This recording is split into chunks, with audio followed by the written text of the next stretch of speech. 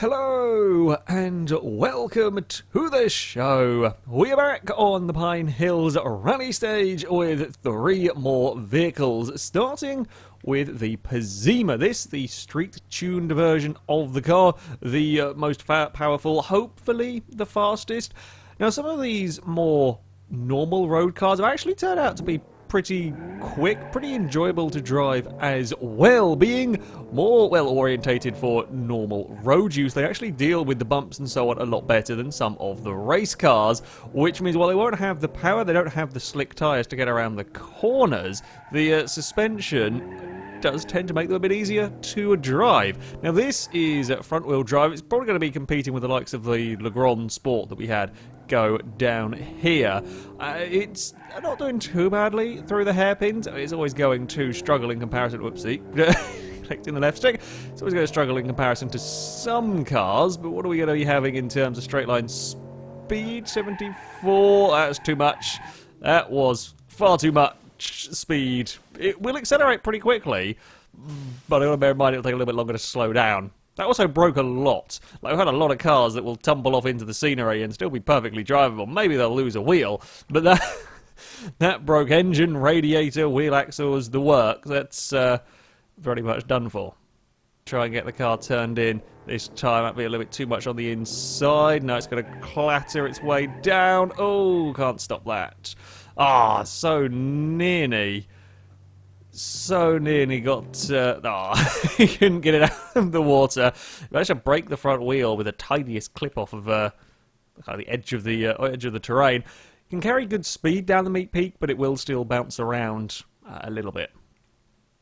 Wheel speed isn't particularly terrible. This isn't the most powerful engine you'll ever work with, but I did expect more in the way of a wheel speed from a relatively high-powered front-wheel drive. Can we take the jump down the Meek Peak? Oh no, it's a secondary bump that gets us. Oh, that's going to be a big cartwheel through the air and into the water. The initial landing is fine. That secondary bump, that's twice in a row now. That's been the thing that's caught us out. Trying to take a decent amount of speed without getting too carried away. It's the secondary bump here that will throw us about. Oh, we've gathered it all back up though nicely. Oh, that's not so nice. That's broken both the front wheel axles across the bridge. Bugger. Yeah, I was turning the wheel where there's kind of like the middle track down the bridge. If I'm steering the wheels at a slightly the wrong angle as you approach that, it can puncture tyres, or in this case, can snap the wheel axles off. That's some serious damage going across the bridge. So far, I am actually quite enjoying driving the Pazima. It does have a couple of problems, although that's not so much to do with the way the car drives. It's dealing with all of these hairpins. Well, it's not a race car. No, it's dealing with these turns pretty damn well. The issue is it's not actually that strong. The front parts, the wheel axles, the engine and so on, are not very strong whatsoever in this car. We kind of saw it in the Reckoning. Whenever these Pazimas went, it was a main engine failure that would often take them out. This doesn't take much to damage the engine or the front wheel axles. They've got to be quite mindful of all of that. I did slightly miss a shift in there. However, we are neatly down the Meek Peak. Are we going to bounce around? No. Everything is nicely done as we head onto the Maple Bridge. Can we slow it up in time for the pit stop chicane? Yes, we can now. That's more like it. Straighten it up for the exit as we go across the bumps. Now, Destroyer can cause front-wheel drive cars problems. Not going to be a problem though for the Pazima as we launch it across the line. It's a really awkward point in the rev range. That finish line climb. You're in kind of first, you buzz the limiter, but you can't really change up a gear through there. It's a nasty climb. However, for a front-wheel drive car, outside of the crazy Covet race car, for a front-wheel drive car, did a pretty good job. Yeah, it's a nice vehicle to drive. There is plenty of forgiveness in the suspension. Brakes aren't too shabby. You just got to watch the wheels getting caught, snapped on the bridges and so on. And just in general, it does not take much at all to break the front of the car. But when everything goes smoothly, yeah, a decent driving car. Up next, we've got a remote control car. And of course, as soon as I saw this mod, it has to have a go. Heading down the course. I played around with it a little bit with the last Downhill Chaos series I did. It's been kind of updated, and this vehicle feels a bit more stable to drive. Also might suit this course a little better. It's a very, very tight, very twisty course here. Not quite going to be as much ultra high speed stuff. The thing to watch out for with the remote control cars is, well, the bumps. Oh, this is going to go for a lot of rolls now. Yeah, what is a very big bump for a normal-sized car is a gigantic bump for this. Ooh, that's a big splat. We're off into the trees. It's still rolling. It might eventually come down to... Oh, that's very, very poorly. That's very poorly indeed. That's a sad, sad-looking remote control car. As we head towards the pit stop chicane. Now, it will carry more speed through here than just about anything else that has gone before it. It's up towards Destroyer. Oh, we've got a little bit... we've got a very bit exploring. Thought I could throw it in there with a lot more speed than I actually could. Not quite through there, but the speed that can take through the pit stop chicane is incredible. Will make up for its deficiencies elsewhere, I think. Through these next corner on the power a little bit too soon. It's like a wobble going on from the front left wheel. We are going to end up off the road. Can't stop that one. Yeah, when I start getting up towards like the 50, 60 miles an hour, it's quite a struggling. I think the tyre's just not able to deal with that level of speed. It's kind of struggling to do those changes of direction, but at the lower speeds, it's very, very good.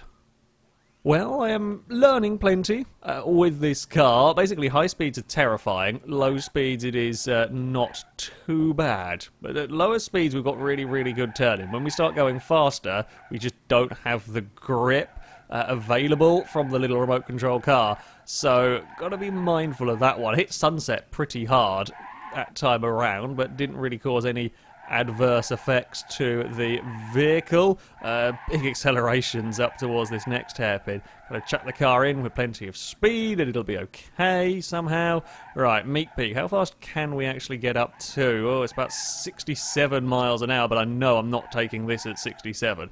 Gotta be very, very careful approaching the Meek Peak, because even at that low speed we had big problems, but now we've got the area to try and make up some time across the Maple Bridge. We go, it's all nicely under control here. Pit stop chicane is where we can take some real speed that other cars simply cannot. Destroyer probably won't be too much of a problem. This is an all-wheel drive vehicle, so we should have the power, we should have the torque, and of course it is light enough that this isn't too bad at all. It's a huge leap across the line with a remote control car.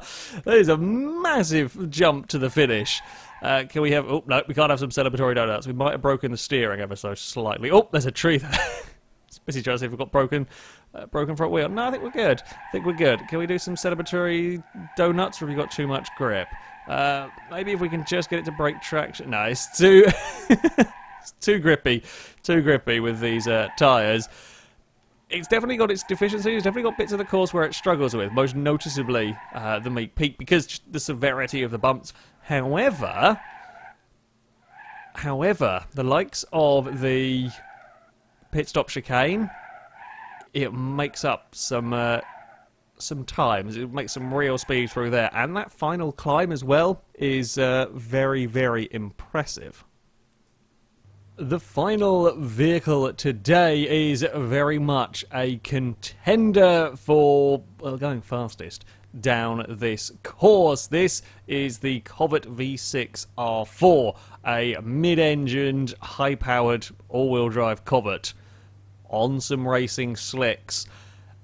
If this can deal with the bumps well enough, might stand a chance of beating the 94 Covet, might even stand a chance of beating that FR17. It won't beat the FR17 in terms of straight line speed, no, but that car had to be so very slow across some bumps, or things that go very badly wrong. Gotta remember, not driving a remote control car anymore. Gotta remember, not driving that RC car. How good are the brakes going to be into this corner? Yeah, they're pretty good. Not as good as the remote control cars, however, yeah, pretty damn good. Carefully does it. Now we should be better with the high-speed steering in this. Oh my god, that is fast accelerating.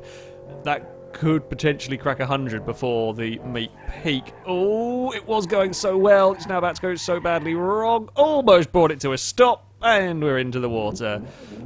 Can we get it out before we drown it? No, we can't. Okay, interesting first run. Seems bloody fast to me. Bouncing around Snake Pit has ruined one of the front wheels, so it now doesn't really steer particularly straight, which is less than ideal. Can we take 76 miles an hour down the meat peak? Amazingly, we can almost, although we've got issues. That early damage was way too much for the car. Bugger. Yeah, we damaged one of the wheels bouncing around across that opening section jump, and trying to get it onto the bridge at those speeds with the car pulling around is not a good idea.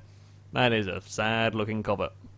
It's up to 91 miles an hour again, amongst some of the fastest vehicles we have driven, although I've lost it at the bottom. Oh no! At the bottom of the meat peak. Bugger! It was looking really good. It was looking really good. Can we actually get the car off it, or is that... I think it's going to still be too wedged. Not as good as the impalement we did with the... oh, it's really wedged on the bridge. Not as good as the impalement we did with the limo, but still, yeah, pretty impressive. Well, so far the Covet's certainly corner speed through the early sections has been rather impressive, although that big bounce is not going to mean happy things for the car. Oh, no, stop, please stop, please stop, please stop. Can we recover it? No, maybe not, but we haven't actually murdered it. Oh, it might have beached it. I mean, of all the ways to fall off the course, of all the possible ways to tumble your way over Snake Pit, this is a relatively mundane landing. Just now it's completely stuck. Well, perhaps as you would expect, the bumps into turn 1 can do cause issues for this. So this is the hill climb spec for the car, but more tarmac focused, more circuit focused if you like. It hasn't got nice soft rally suspension, but if you're a little bit careful, again, it's worthwhile just being that tad bit slower across the bumps, because the car's got the acceleration to get out the other side, no problem. Likewise around the hairpins, a little bit of patience. It's carrying great speed through the hairpins as it is. There is huge amounts of acceleration to be had out the other side of these corners. Up towards the meat peak we go, actually really nicely done this time around. Now we have to brake early because of the amount of speed that this car is carrying. It is immense. Around the pit stop chicane we go. Get the acceleration out the other side. I've had it slightly too high a gear, which won't help matters, but now we've got that phenomenal level of acceleration for the Covet. It is across the line. Oh, across the line and eaten a tree, and that may well be enough to set... I don't know if it's going to be the fastest time, but I tell you what, it's not going to be far off. If the 94 Covet can go within a couple of seconds of the FR17, I feel like this can go quicker than that. It's got the traction, it's got the corner speed, it deals with the bumps while not perfect. No, it deals with the bumps remarkably well. Will it have done enough, though? Will it ever done enough to take that top spot? And the answer to that question is yes. Yes, the Covet will go quicker than the FR17. In fact, the V6R4 will go to the top of the table by some margin, almost 3 seconds quicker. It's a 58.2 from that crazy car. It's... yeah, got just about everything. It is good, not perfect, but very good across the bumps. It's got incredible acceleration, carries a lot of speed through the corners, flies its way up that final hill climb section. That's a monstrous time. That really, really is an incredibly fast time, and it's certainly going to be a real gauntlet for anything to try and beat. The other two vehicles in the episode have done fairly well themselves. The Pazina goes into 21st place, as I kind of expected. Is around the Legrand Sport. It is a fraction quicker, just loses out to the Sport Hopper, interestingly. The RC car is 18th place, a 110.3. I might have hoped that to go a little bit faster. I think in the end, it had too many issues with the bumps to really be able to go. It's very quick through the twisty sections, but the bumps and the high-speed stuff, not so good for the little RC car. Still, it beats the D35 Pig. I mean, it's quicker than the Pazima, but quicker than the Legrand and so on. It's a second down on a rally Covet and a Bolide turbo lag, so it's, yeah, a respectable time, certainly, for the remote control car.